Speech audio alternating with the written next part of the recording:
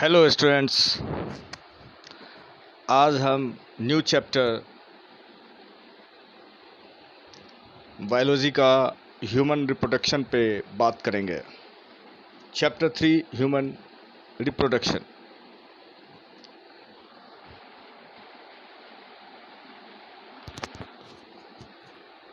इस चैप्टर के अंतर्गत जो टॉपिक आएंगे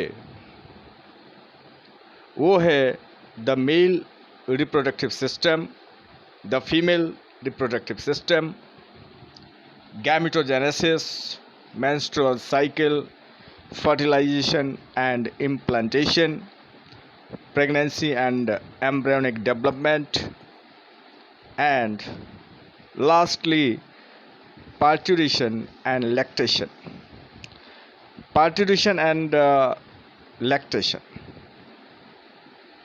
बच्चों, तो सबसे पहले हम आएंगे लाइनिंग पे। You know, as you are aware, humans are sexually reproducing and viviparous। जैसा कि हम लोग जानते हैं कि ह्यूमंस जो है सेक्सुअली रिप्रोड्यूस करता है और यह विविपैरस कहलाता है। The reproductive events in human include formation of gametes, gametogenesis.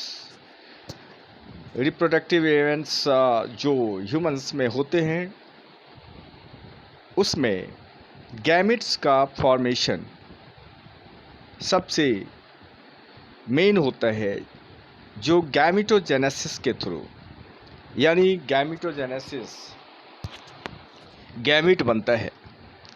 That is instance for example sperms in males and ovum in females. Males में स्पर्म्स जो मेल गैमेट कहलाएगा और फीमेल्स में ओवम, जिसे एग भी कहते हैं, जो फीमेल गैमेट होता है। Transfer of sperms into the female genital tract.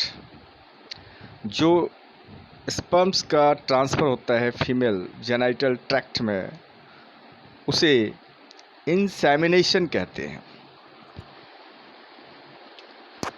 And fusion of male and female gametes, fertilization होता है, leading to formation of zygote, और जाइगोट बनाता है।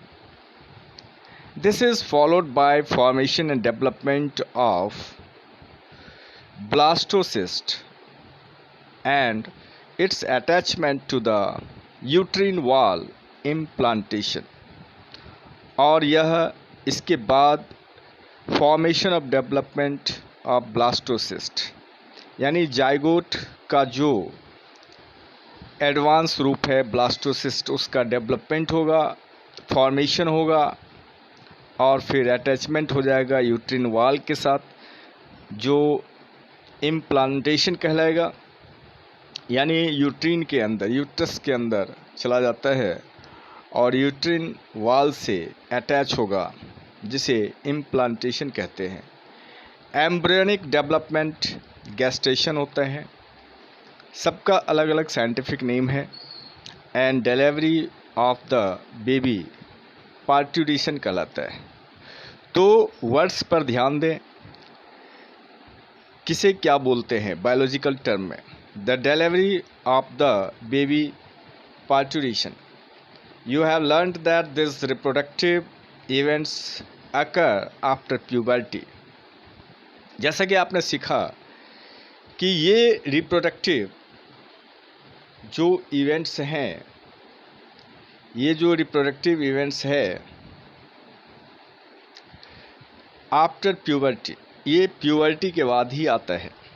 यानी कोई बच्चा जब एडल्ट हो जाएगा, उसमें मैच्योरिटी आ जाती है, उसके बाद ये होता है। There are remarkable differences between the reproductive events in the male and in the female. For example, sperm formation continues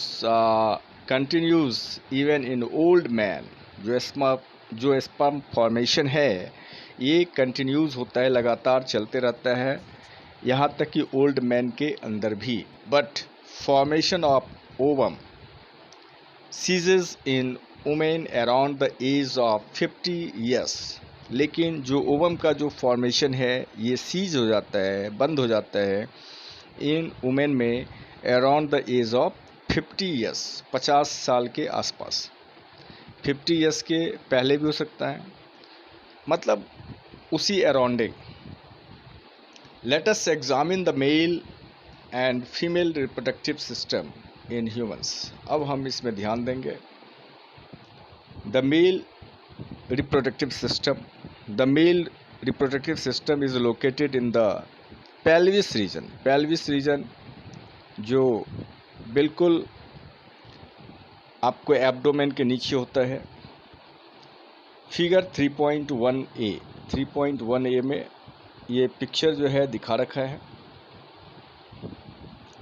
figure 3.1a diagrammatic sectional view of mail pelvis showing reproductive system। इसमें figure पे ध्यान देंगे, levelling पर ध्यान देंगे। उसके बाद it includes a pair of testes along with accessory ducts, glands and the external genitalia। और जो मेल रिप्रोडक्टिव सिस्टम है उसके अंदर एक पेयर टेस्टिस का होता है, उसके साथ एसेसरी डक्ट यानी नलिका होती है, ग्लैंड्स ग्रंथि होती है और एक्सटर्नल जेनिटेलिया भी होता है। अब देखिए, the testis are situated outside the abdominal cavity with the pouch called scrotum. Testis जो है ये सिचुएटेड होगा outside the abdominal cavity. Abdominal cavity से बाहर एक थैली के अंदर ये सिचुएटेड होता है, जिसको स्क्रोटम कहते हैं, जिसे स्क्रोटम कहते हैं। देखिए ध्यान से,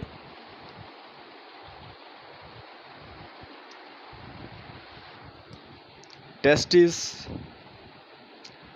जो एब्डोमिनल कैविटी से बाहर निकला होता है और ये एक थैली पॉच में होता है जिसे स्क्रोटम कहते हैं।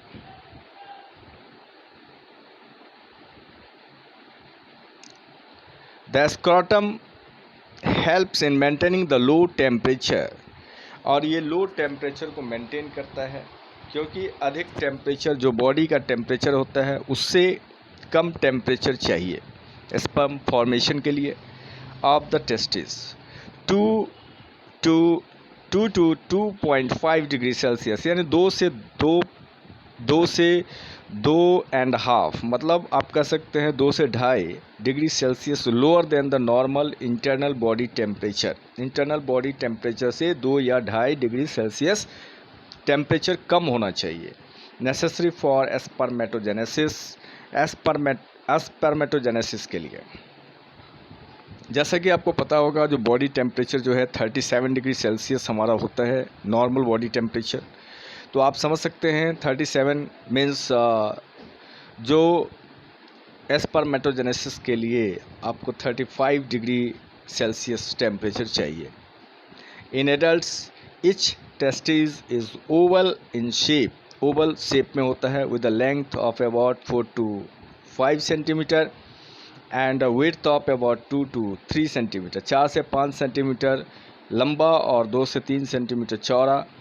The testis is covered by a dense covering, और टेस्टिस जो है कवर्ड होता है डेंस कवरिंग से। Etch testis has about 250 compartments called testicular lobules. देखिए बहुत इंपॉर्टेंट चीज़, ये आप अंडरलाइन कर सकते हैं, इस चीज़ को ध्यान में रख सकते हैं।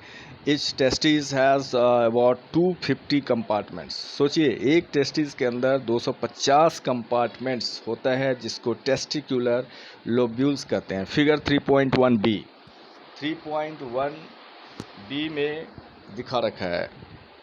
3.1b, हाँ यहाँ पे आप देख सकते हैं। ये देखिए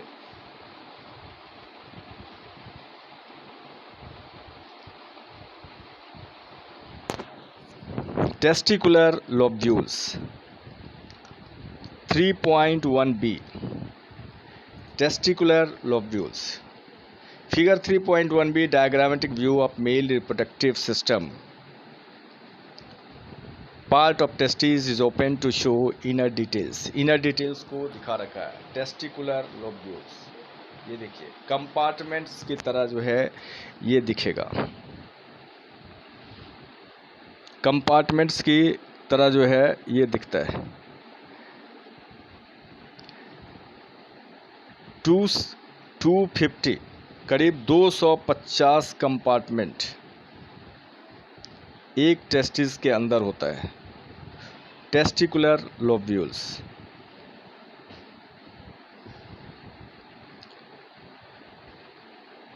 ठीक है, ओके। तो अब हम आगे बढ़ते हैं।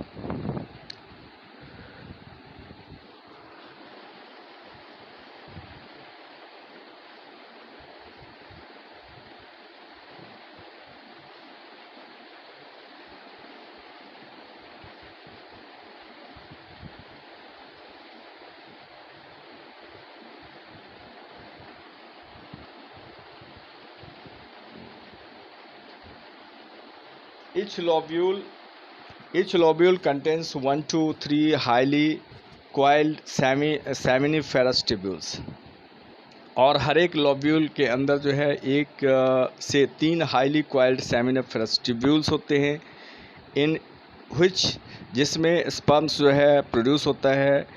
Etch seminiferous tubules is lined on its inside by 2 types of cells called male germ cells. अब देखिए जो टेस्टिकुलर लोब्यूल है इसके अंदर एक से 3 तक हाईली क्वाइल्ड सेमिनिफरस ट्यूब्यूल्स होता है। Seminiferous tubules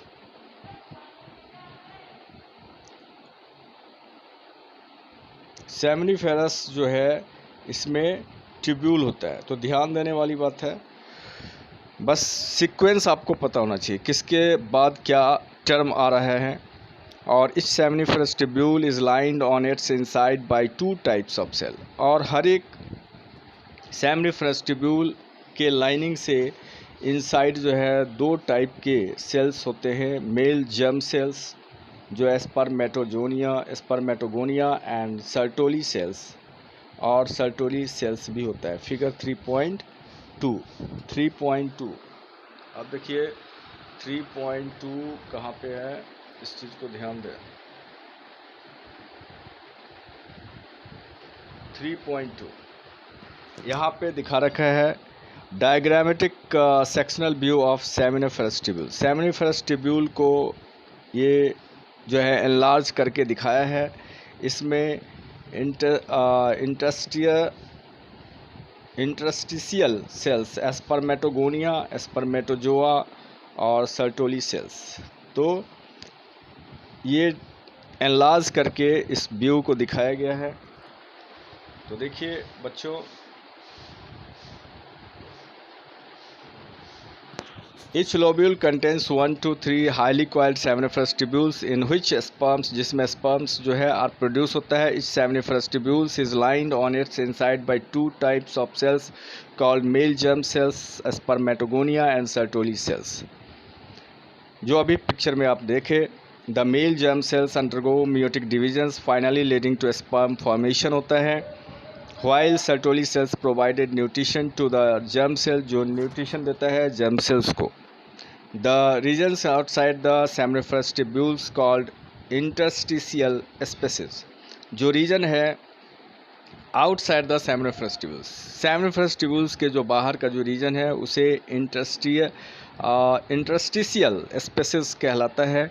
contain small blood vessels, जिसके अंदर स्मॉल ब्लड वेसल्स रहते हैं, एंड इंटरस्टिशियल सेल्स या फिर लेडिंग सेल्स जो है उसको लेडिक सेल्स जो है उसे कहते हैं। फिगर 3.2 में आपने देखा लेडिक सेल्स सिंथेसाइज करता है एंड सेक्रेट करता है टेस्टिकुलर हार्मोन्स को, जिसे एंड्रोजेंस कहते हैं, कॉल्ड एंड्रोजेंस।